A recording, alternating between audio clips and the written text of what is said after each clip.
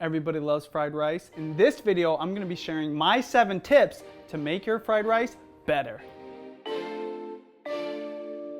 Tip number 1, prepare all your ingredients beforehand. This is called mise en place, and it's so important that you have everything on hand and ready to put into your pan or your wok. There's nothing worse than when you're in the middle of cooking and you need an ingredient and you didn't cut it up, so you have to chop it while your ingredients are cooking. And because you're cooking this at a high heat, you gotta have everything prepared beforehand.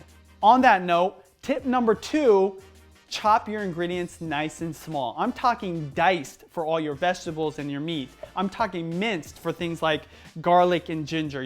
Especially if you have kids, you want to kind of hide your vegetables into your fried rice, and it's just easier to eat.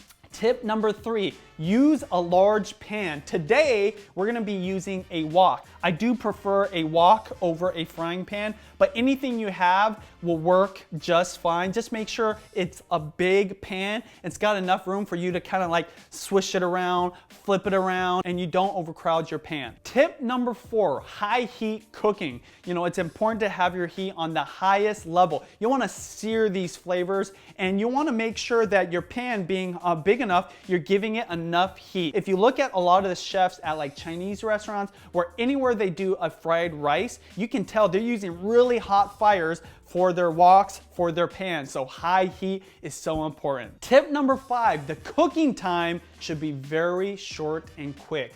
Tip number 6, use leftover rice. Now, if you have to cook up rice for your fried rice, that's fine, but I totally prefer making fried rice with leftover rice that's been in the fridge overnight. In our case, we have some rice from the teriyaki shop. This is because you don't want it to be too wet, because again, you don't want your fried rice to be mushy. So use leftover rice that's dried out a little bit, and you're gonna have better results for your fried rice. Tip number 7, don't overuse the sauce. A lot of people, they use a ton of soy sauce, a lot of flavored oils, some oyster sauce. The substitute here, so you make sure you don't over sauce, is use enough salt and pepper throughout your cooking. So make sure you salt and pepper it throughout the cooking period, when you're cooking a little bit of the meat, when you're cooking some of the ingredients like the vegetables, and ultimately when you mix it all together.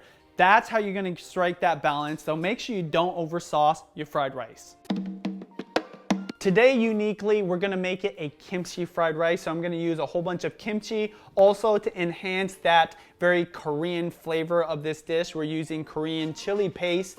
The flavorings consist of garlic. We've got some ginger. We've got some sesame oil. We've got some soy sauce, oyster sauce, salt and pepper, and to make it even more spicy, got chili pepper, baby.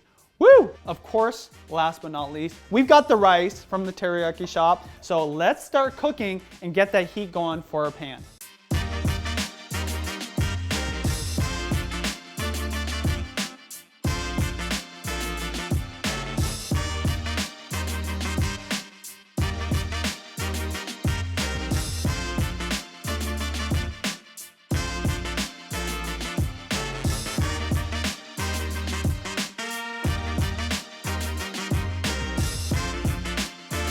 Kimchi fried rice with that Korean barbecue.